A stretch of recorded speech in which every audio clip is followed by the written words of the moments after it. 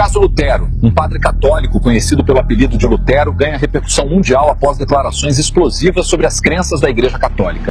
Em um discurso ousado, ele confronta abertamente os principais ensinamentos tradicionais e alerta sobre possíveis retaliações dentro da própria instituição. Confira agora, com exclusividade, um trecho desse pronunciamento que está abalando o mundo religioso. Eu sei que terei retaliações, mas tenho que falar a verdade, irmãos. Se depois vocês não me virem mais, saibam que foi o preço da verdade. Está na hora da Igreja Católica corrigir seus erros doutrinários e reconhecer que grande parte do que é imposto sobre nós é a pura verdade.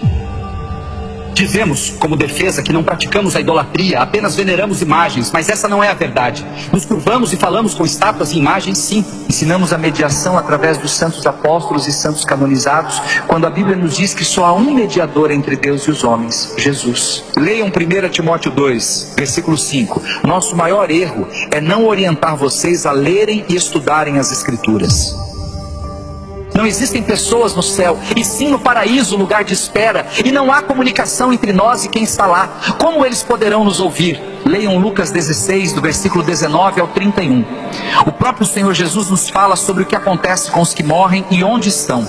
Nem mesmo Maria está no céu. Ela não subiu o assunto aos céus como ensinamos. Isso é invencionice. As Escrituras não relatam isso. Ela está no paraíso.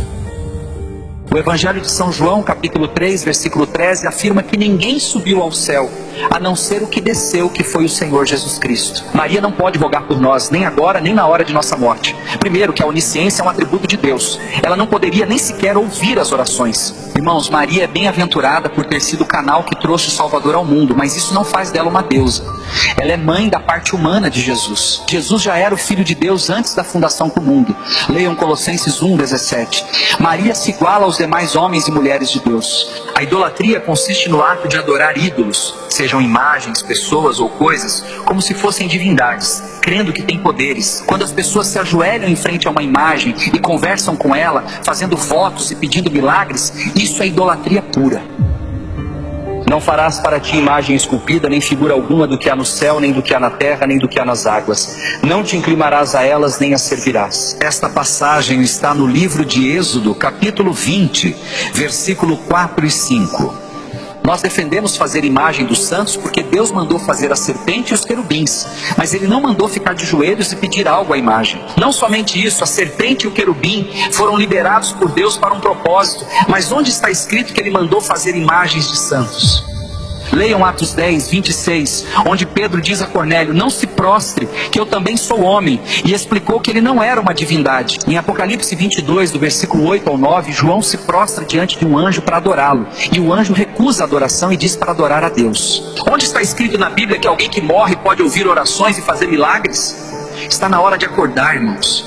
Isso já foi longe demais. Mas você diz: eu fiz um voto e fiquei curado. Leiam 2 Coríntios 11, 14. O diabo pode agir até como anjo de luz para enganar as pessoas. Apocalipse 13, versículo 13, fala sobre grandes sinais, de maneira que até fogo faz descer do céu à terra, à vista dos homens, para enganar. Temos milhares de santos supostamente milagreiros, que temos como alternativas para buscar bênçãos e milagres, e Jesus fica apenas como mais um.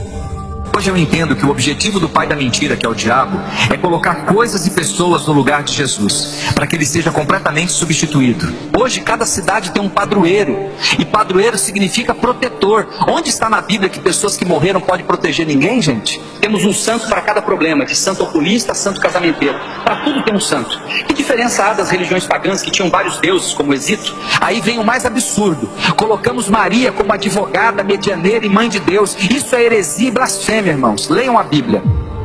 Temos um advogado para com o Pai, Jesus Cristo, o justo. Não é Maria, é Jesus.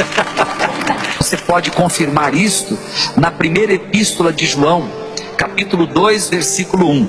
Quem intercede por nós e com gemidos inexprimíveis é o Espírito Santo de Deus. Leia Romanos 8, versículo 26. E sobre Maria ser mãe de Deus, seria o primeiro caso onde o filho é mais velho que a mãe. Antes de houvesse mundo, ele já era. Com relação à salvação, não brinquem.